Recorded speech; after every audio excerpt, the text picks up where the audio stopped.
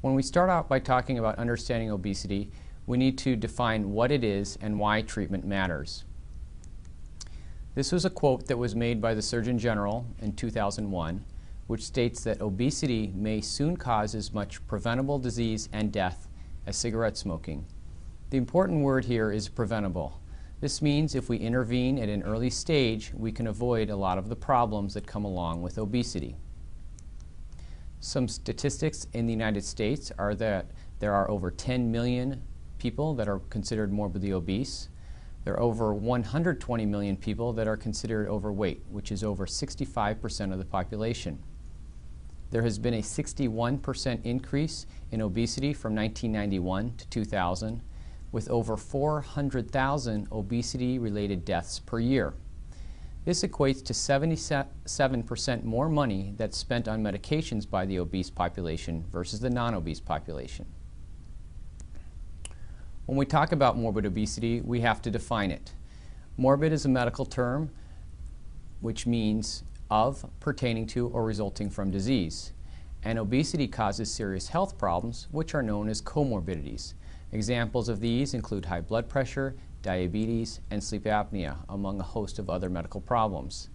Typically, morbidly obese patients are 100 pounds or more over their ideal body weight. We can take this a step further and use the body mass index calculation, which is a ratio of a patient's height and weight.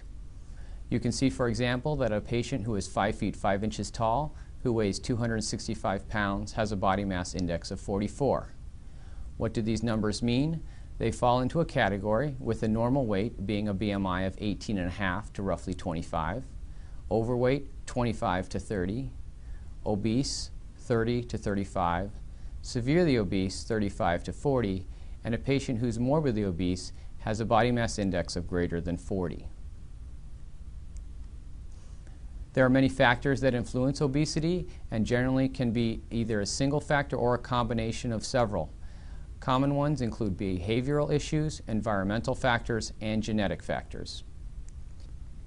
We can take our environmental factors a step farther and see that our culture of food today has an abundant food supply with expanding portions, and we are constantly being bombarded with messages regarding food and eating.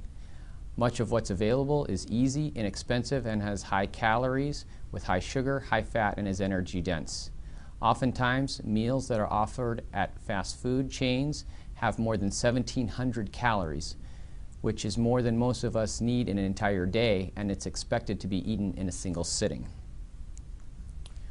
Why does this matter? Well, obesity leads to related diseases, which ultimately can lead to increased disability, rising medical costs, reduced quality of life, and ultimately premature death.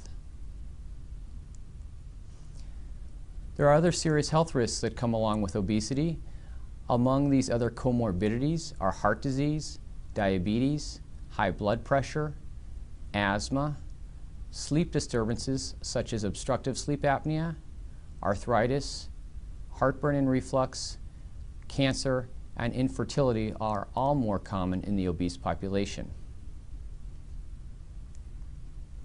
When we discuss the body mass index and risk of death, it has been shown that patients who are morbidly obese have a shorter life expectancy, and this risk of death rises with increasing weight.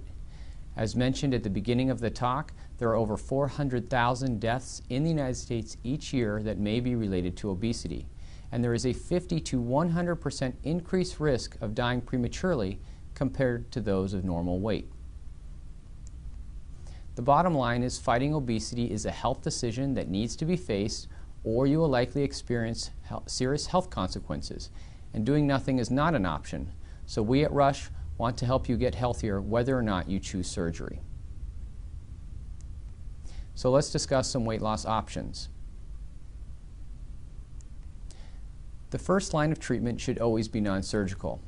These include medically supervised diets, appropriate exercise programs, and behavior modification and support. Unfortunately, these non-surgical treatments are not that effective. You can see that diets have about a 6% long-term success rate. Medications are a little bit better, but only up to about a 12% success rate.